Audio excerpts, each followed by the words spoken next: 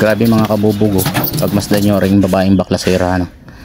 Babaklas siya ng kuwan, yung bracer na kuwan na mahaba.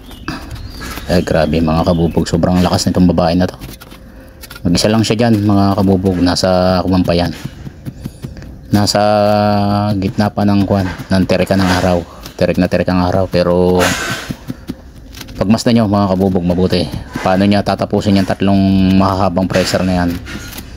Yung bracer na yan mga kabubog ay, kung hindi ako nagkakamali, kuwan, mga 8 feet ang haba niyan. Tingnan mo man, mas mahaba pa doon sa nagbabaklas. Sobrang haba niyang bracer na yan mga kabubog, ano, 3 piraso yan, at lahat yan ay may makina. Ano, binaklas niya yan mga kabubog ng kuwan, walang pahipahinga, straight yan, 3 yan. Ganun kalupit yung babaeng baklasirang yan. Talo pa yata ako sa baklasan yan. Oh, lakas, kita nyo naman, oh. Paspas, nasa sikatan ng araw yan mga kabubog, sa initan. Sabi ko sa kanya dapat nagtulong na lang silang mag-asawa. Sabi niya basic lang daw yun sa kanya. Kung sanay na sanay itong na to, babaeng baklasiran to mga kabubog. Tingnan nyo naman, oh.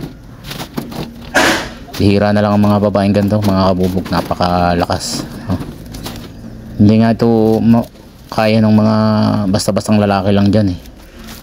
Yung iba dyan na walang mga trabaho, hindi kaya to, ano.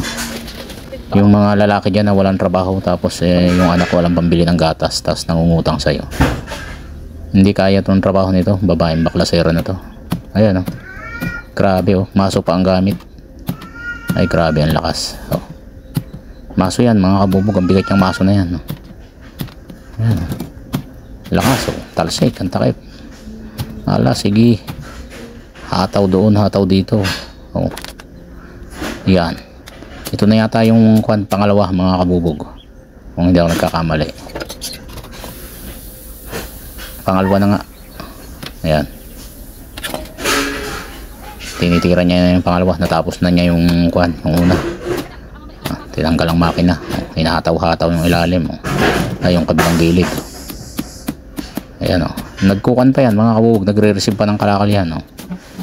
Sa kanyang naaabala pa siya dyan dahil may dumadating na customer, ay nire-receive niya, nililista niya.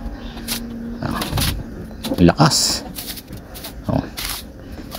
Lakas mga kabubog, bihira na yung ganyang ganyang mga babae mga kabubog, ano. Kahit yung babaeng basurera hindi niya kayang tapatan yan.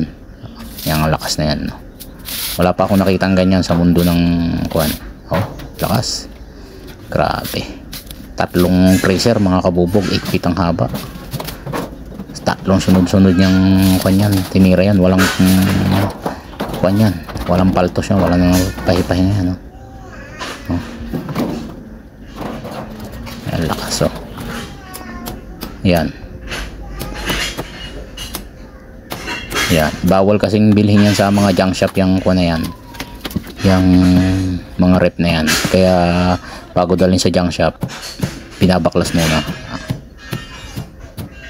Yan. Yan. Yan, pagka may nagbebenta ng rep kasi, sa kanila ko na lang pinabibili kasi nga hindi ako nabili ng ganyan. Sila na lang ang bumibili niya. Para pag bininta nila sa akin, baklas na. Bahala na sila dyan. Oh, lakas, oh. Grabe. Oh. Oh. Tapos na yung dalawa. Kita nyo mga kabubog, oh. Ayan, pangatlo na yan, oh. Oh. Grabe, lakas ng babaeng yan. Oh. Ngauna niya yung ilalim, oh. Ang pukpok na naman, oh. Yung kita nyo yung dalawa, oh. Magkapatong. Ayan, tapos na, bilis, oh. Diba? Ayan, oh. Tamo, kikiluhin niya yung na yan, yung pinakakatawan. Tingnan natin kung ilang kilo yung yung nabaklas niya sa gilid. Tingnan niya. Ayan, oh, kinilo. O yung, oh, bigat, ang lakas, bigat niyan. Ayan, oh, nasa yan mga kabubog, oh. Tingnan niyo mabuti, ah. Ayan, nasa 30 kilo, oh. Kita niyo ba? Oh, yan yung makina, yung 3. Oh. Yun, ganun lang mga kabubog. Sana nagkaroon kayo ng ideya. Maraming salamat.